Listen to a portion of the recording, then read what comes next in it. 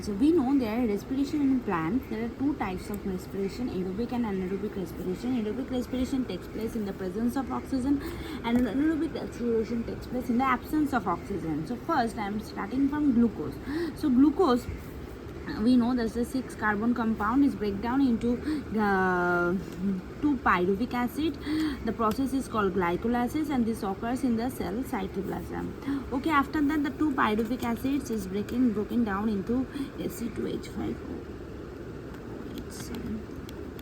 It will be ethyl alcohol, C2H5OH, and releasing carbon dioxide, and is show this process, right? This is the anaerobic respiration.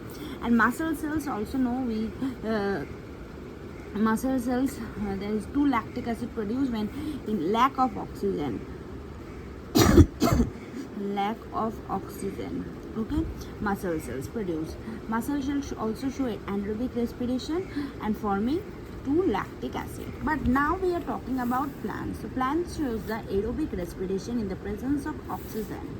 So in the aerobic respiration there is a 4 steps: glycolysis, Krebs cycle, etc., and oxidative phosphorylation. etc. full name: electron transport chain. Glycolysis occurs in cytoplasm, Krebs cycle occurs in mitochondria, etc. occurs in inner membrane of mitochondria. We know there is a mitochondria, there is a inner membrane is there, is a sausage shaped organism. The inner membrane is folded and form cristae, right? Cristae. And here are some F1, F0, F1 particles. In the cell chapter we have learned. Okay, F0, F1 particle. Well, in the F0, F1 particle, oxidative phosphorylation takes place, and in ETC takes place in the inner membrane of this mitochondria. Okay, so first I am coming in the glycolysis. Glycolysis is also known as EMP pathway. We know it takes place in cytoplasm.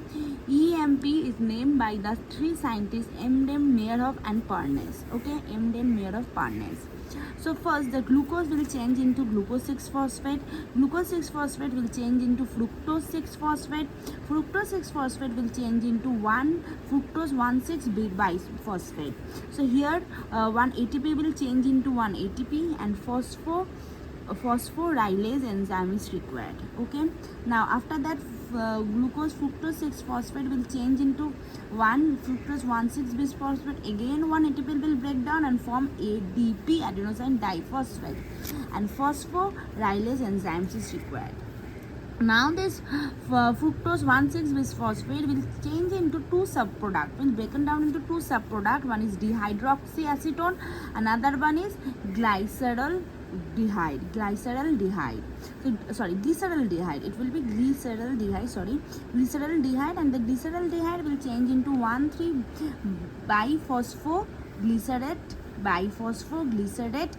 This is ATE. Okay, biphosphoglycerate, and here 1 NADP plus will change into 1 NADPH plus H plus, nicotinamide adenine diphosphate, and 3-phosphate group is required here. Now 1,3-bisphosphoglycerate will change into 3-phosphoglycerate. Again 1 ATP will change into ATP. Here the opposite things, ATP was required, but now the ATP is forming the ADP. And you know, I am telling later. Now here another enzyme, phosphoglycerate mutase, is required. It will change into 2-phosphoglycerate. The 2-phosphoglycerate will change into phosphoenol pyruvate, and the phosphoenol pyruvate ultimate change into pyruvic acid. Here enolase enzyme is required. Again 1 ATP is forming here. Okay, in the last step. But from this step 1 pyruvic acid is forming. But you know this can interchange into glyceraldehyde. So again this will change, and again 1 pyruvic acid is formed. So ultimately 2 pyruvic acid is formed here. Okay, so this takes place in the cytoplasm of the cell of plants and animal cells, and ultimate result of it I am written here. The fate of glycolysis: 2 phosphoric acid is formed, 4 ATP is required here, but we know 4 ATP, but we know 2 was gone. 4 ATP is required, right? From here 1 ATP is forming, and here 1 ATP is forming. So 2, but when it will change into glyceraldehyde, again this all steps will happen. So again here 1 ATP and here 1 ATP will form, yes or no? So actually 4 ATP is forming, but 2 ATP at a but 2 ATP is used up, right? ATP is used up here, ATP is used up here, so 2 ATP is used up, right? 4 ATP is forming, overall 2 is using. So net ATP is 2 ATP, that is the net ATP. And we, you know, 1 NADH is forming, see, 1 NADH is forming, but these steps is occurring twice because it will change again glyceraldehyde, again these steps will happen. So NADH2, 1 NADH2 gives 3 ATP. Remember, 1 NADH2 gives 3 ATP. So 2 NADH2 will give 3 into 2, 6 ATP, right? This is called gross ATP, this is called net ATP, okay? But what happened in anaerobic respiration? Anaerobic respiration is the aerobic respiration we learn. This is the fate of aerobic respiration, means glycolysis. Anaerobic respiration, the glucose will change into 2-pyruvic acid, and the 2-pyruvic acid will change into acetaldehyde, and the acetaldehyde will change into ethanol. Okay, and here 1 ATP changes into NADPH, but when these steps are happening, NADH2 again changes into NADH. Okay, NADH. Clear? Now we are coming in Krebs cycle. So you have seen in pyruvic acid is forming in pyruvic acid is forming in glycolysis. That pyruvic acid will change it into acetyl-CoA. Here 1 carbon dioxide will release and NADH will changes into NADH2. Okay, NADH2, and these step is not a part of this Krebs cycle. We call it oxidative decarboxylation because 1 carbon dioxide is going out and pyruvic acid is changes into acetyl-CoA. So we call it oxidative decarboxylation. Okay, when 1 NADH changes into 1 NADH2. Clear? So acetyl-CoA, this acetyl-CoA with oxaloacetic acid, it will form citric acid. It's a fast stable compound. It is a 3-carbon compound first of this cycle. That's why this cycle is also known as TCH cycle, tricarboxylic acid cycle. Okay, that's why it is also known as citric acid cycle. Sorry, first is citric acid forming is a 3-carbon compound, that's why TCA cycle. So the citric acid will change into isocitrate, the isocitrate will change into alpha ketoglutarate, the alpha ketoglutarate will change into succinic CoA, succinic CoA will change into succinic acid will change into fumarate will change into malate will change into oxalic acid. So this is the thing, this is the citric acid, the first. Second is this is the acetyl-CoA, then citric acid. This is the first step. This is the second step. In the third step, isocitrate will change into alpha ketoglutarate. Alpha ketoglutarate into the fourth step, it will change into succinic CoA. Succinic CoA in the fifth step will change into succinic acid. Succinic acid will change into fumarate, and fumarate will change into malate, and malate will change into oxaloacetic acid. So the products are forming. There is an easy way to remember. C, from I am starting from here. C, I know. C, we know the spelling of C is SEE, but for remember, you will remember C for C. Okay, C, I know as alpha keto, but no.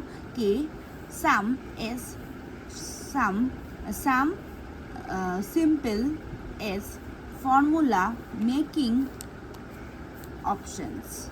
Okay, so C, I know some simple formula making options. Clear? So in this way we can remember, but we have to remember the enzymes that takes place here. From oxalic acetic acid, it bind with acetyl-CoA. This is the first step of Krebs cycle, because I am saying now this is not a part of this Krebs cycle. So citrate synthetase will change into a citric acid. Here isomerase enzyme is required, and the third step NADP will change into NADPH2, and 1 carbon dioxide will release.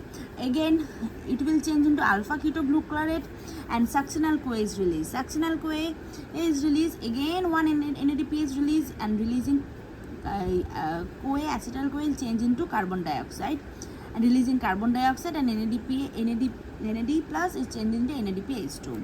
Now the succinyl CoA when changed into succinic acid, here again one GTP changes into GTP and acetyl CoA is released.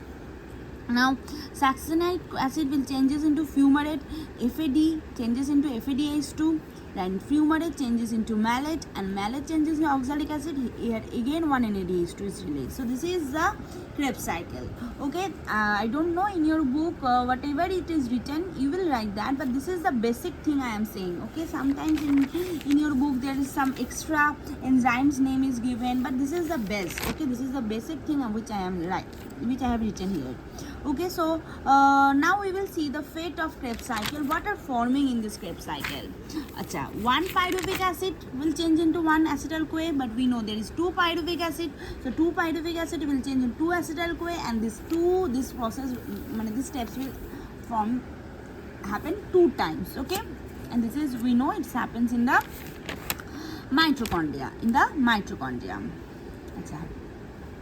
Now there is a 3, you see 1 2 3 NADH2 forming. So 3 NADH2 is forming. So 3 into 3, we know 1 NADH2 gives 3 ATP. So 3 into 3, 9 ATP. And now you see 1 FADH2 is forming. 1 FADH2 is forming here. 1 FADH2 forming here. And 1 FADH2 gives rise to 2 ATP. So here 2 ATP. And lastly, 1 ATP is forming. You see 1 ATP is forming here. 1 ATP. Again. 1 GTP is forming in GTP, na? We will count this as a ATP. Okay, 1 GTP forming 1 GTP. This will count as a ATP. So 1 ATP is forming. Okay, 1 ATP is forming. So total 9 plus 2, 11 plus 1, 12 ATP in one Krebs cycle. But we know there is 2 pyruvic acids. So 2 pyruvic acid will change into 2 acetyl CoA, and the cycle will happen again. So we will multiply this result with 2. So 12 into 2, 24 ATP in Krebs cycle. Okay, and we have seen in glycolysis net ATP is 2 and gross ATP is 6 ATP. Okay, we will count it because we know we have to there should be 38 ATP in the aerobic respiration. Okay, we will count it at last. We will see the steps at the last of this oxidative phosphorylation process. We will see how many ATP is forming. Okay, but is one question, if the question comes in one Krebs cycle how many ATP is forming? 12. If 2 Krebs cycle how many ATP is forming? 24 ATP is forming. Okay.